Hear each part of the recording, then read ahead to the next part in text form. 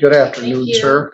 Are you Kirk Edwin Jensen? Yes, I have documents in here that I just filed with the clerk, and I need to submit them here.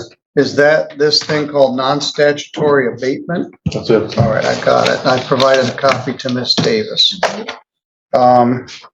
It's entitled Kirk Edwin Jensen, Reign Citizen, Reign of Heavens, a set apart place with an address. Non-statutory abatement. Non-statutory abatement, well, that's a new one. Now I'll give it to him after hearing the same nonsense over and over coming from sovereign citizens. It's always nice to get a new flavor of lead paint. Unfortunately, a non-statutory abatement only exists inside of his head, and Judge Middleton doesn't share his delusions. E660ST charges operating with no license. Charge 23661, charged with operating with no license in your possession. I don't think you can be convicted of both of those, as I said at our arraignment. And then the third count is a civil infraction, no proof of insurance, could probably be charged as no insurance, but it was charged as a civil infraction. I have the proof of that here. May I see it?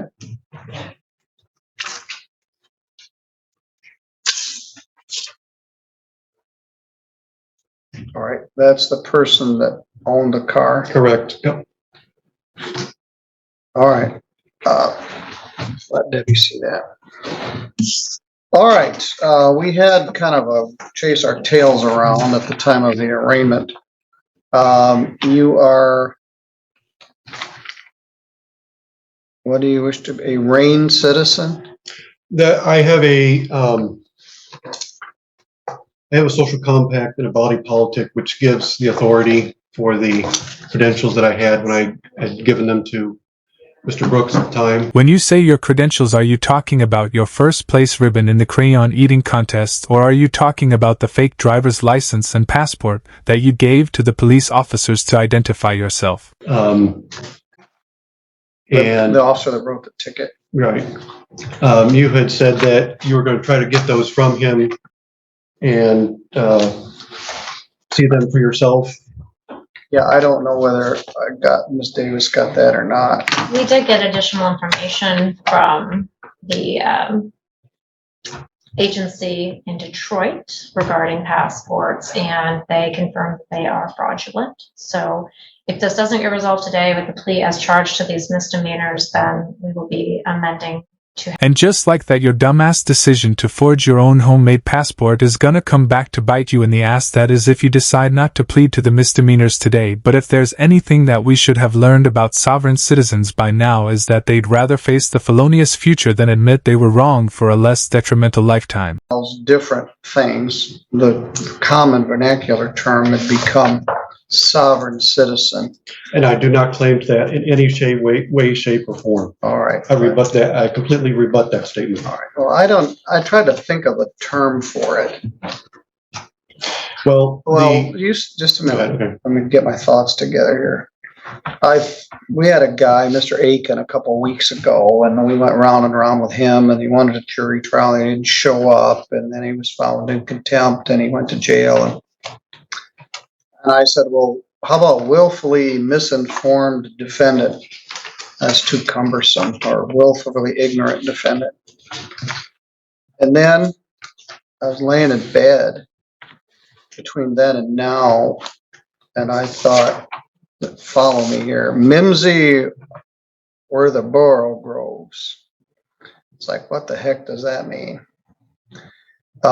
It's from the poem Jabberwocky by Lewis Carroll. It was written in the 1800s. It's a nonsense poem that doesn't mean anything. And more importantly, there was a science fiction story written maybe during the war called Mimsy Were the Borough Groves. It's a very interesting story about some toys that were sent from the future back to here. It's pretty relevant right now with cell phones. And the third line is Mimsy were the borough groves. And what is a borough grove? It doesn't make any sense. So my term for these people that come in with this kind of nonsensical jabberwocky is going to be borough groves. So this is Borough Grove. It doesn't mean anything, and neither do your pleadings. Judge Middleton is out here laying down the ponytail of justice, and after hearing him talk about Borgovs, which is how you actually pronounce it, I found a couple of interesting things I'd like to share. First, after Alice from Alice in Wonderland reads the poem Jabberwocky in the book Through the Looking Glass, she says that her head was filled with ideas, only she didn't know what they are, which ironically is the exact way I feel every time I watch a sovereign citizen in court. And second, after reading the poem, Humpty Dumpty describes a Borgov as looking like a live mop, which begs the question, how the hell did they know what a 21st century sovereign citizen would look like in the 1800s? Self-claimed contracts in Exhibit B and C has no lawful effect. So the question I have here is, do you wish to have a trial on these matters, or do you wish to enter a plea to this? So does the body politic and social compact, is that being disregarded? Correct. Okay, then I'll go with the trial. All right, then I will. Do you want to have an attorney to assist you? No. All right. You sow the wind and reap the whirlwind. The prosecutor is going to charge you with some sort of felony charge. What charge did you have in mind, Ms. Davis?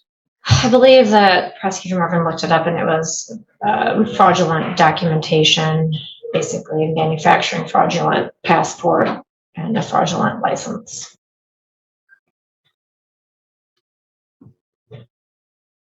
We talked about Conch Republic passports. Whatever you had, and this false passport and some claim that somehow you had an international driver's license. You have to have a driver's license from somewhere to have an international driver's license. And this isn't it. Mm-hmm. And I had that too. I have that too, yes. All right. Well, one last question. The documents that were taken by Mr. Brooks, I want to make sure that those are entered in as evidence. You can't make this __. Up, are you really requesting that your fake passport and your fake driver's license that will be used against you to prove that you did indeed commit this felony be included at your trial? Typically, you would want that evidence excluded, but you are your own lawyer, and you have a fool for a client. Time comes. do you have those, Deborah? I do not have physical possession of them. As all evidence, it's held by the sheriff's department and the evidence lockers. So certainly we would introduce those as exhibits. All right. Well, you're always polite enough, but I stand this. firm. Well, the problem with this is insidiously dangerous. People decide on their own that the rules don't apply to them, and even though they're polite and respectful, you're yanking my chain, and this is a waste of our court's time and Ms. Davis's time. I intend to prove that All these right. things are correct. All right, maybe you do, but they aren't. This stuff is meaningless. And if everybody decided like you that they don't need a driver's license, they don't participate in our social contract, and they wish to use our public roadways and our streetlights and our court system, but hey, it doesn't apply to me, things would break down. The rule of law would cease to exist. So it's polite, but it's insidious and it's dangerous. What's next? I don't have the social contact, so I can punch somebody in the nose. I can kill somebody. I can sell drugs. The rules don't apply to me because I'm a RAIN citizen. Well, it don't work that way, at least not here in Michigan or in St. Joe County. Same rules apply to you that apply to everybody else. And you're going to get charged with a felony document fraud case. Do you want a bench trial or a jury trial? Jury. Yeah, the same thing. It's hypocritical. The rules don't apply to you, but you don't mind bringing in third.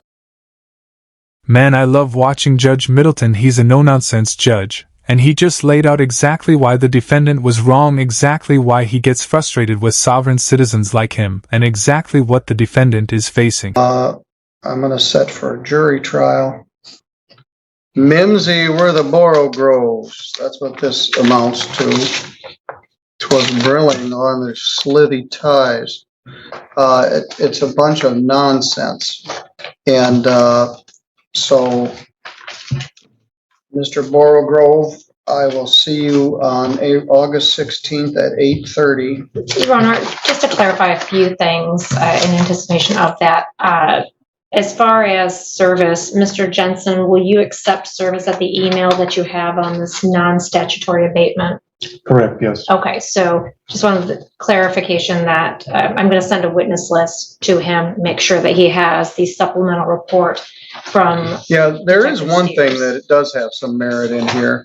He asked for discovery. So yes, your request for discovery is honored, and the prosecution will provide all discovery to the defense. Did I just lose a ripple on my brain, or did Judge Middleton just say that a sovereign citizen got something right? So we'll be providing that to the email that's listed on this document that was filed And what today. email will I use to respond? Yours would, the email that it comes from, which is PROS Okay. at stjosephcountymi.org. As far as witnesses, the people would intend to call Deputy Kevin Brooks, Detective Sergeant Brian Steers, Chris Catone from the TSA, and James Herdman, Special Agent, Diplomatic Security Service from the Detroit office. Will all that be included with the email? Yes, I will do a written witness list. so What's you that can- officer's name? The last one, James Herdman, Herdman.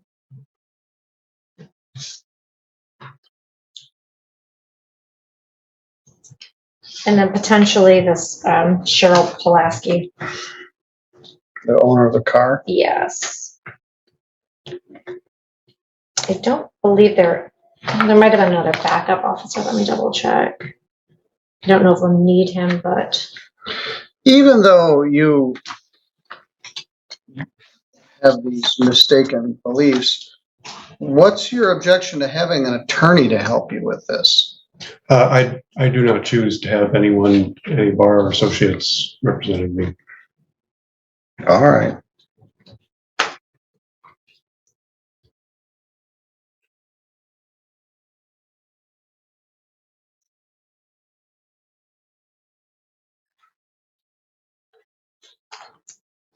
If it is not charged as a felony, in the meantime, you're to be here August 16th at 8:30. Okay. And do you have any witnesses that you wish to call? Potentially the owner of the car. I'm not sure at this point, but Oh really? So you want to bring in the person who knowingly lets you operate their motor vehicle without you having a valid driver's license? You know, that's a misdemeanor, as per MCL 257. 904. Maybe you should do them a favor and stick to _ your own life up. And the owner of the car might have a Fifth Amendment right not to testify. If they're allowing you to drive the car without an operator's license, that could be a misdemeanor in and of itself. So that's something to consider. But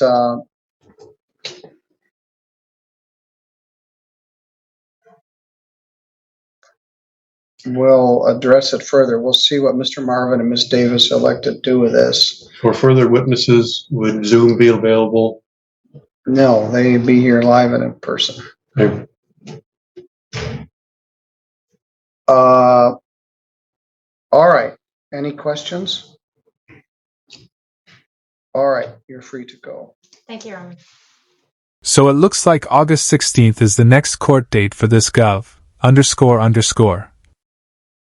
But before we get out of here, Judge Middleton would like to add a little positivity to our day.